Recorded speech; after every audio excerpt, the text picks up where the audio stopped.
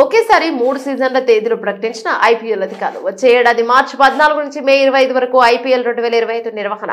IPL 2026 season మార్చి 15 మే 31 వరకు, IPL 2027 edition మార్చి 14 మే 30 వరకు నిర్వహించనున్నట్టు ప్రకటన. Board of control for cricket in India BCCI అనూహ్యమైన ప్రకటన చేస్తుంది. తదుపరి 3వ ఐపీఎల్ సీజన్ల తేదీలను శుక్రవారం ఉదయం ప్రకటించింది. తక్షణ ప్రాధాన్యత అయిన ఐపీఎల్ 2025 సీజన్ వచ్చే ఏడాది మార్చి 14 శుక్రవారం నుంచి మే 25 ఆదివారం వరకు జరగనుందని వెల్లడించింది.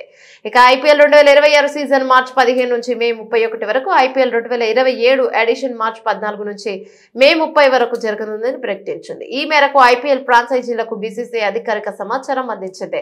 బీసీసీఐ ఐపీఎల్ అధికారుల ప్రకటన క్రీడా వర్గాలను ఆశ్చర్యానికి గురిచేస్తోంది.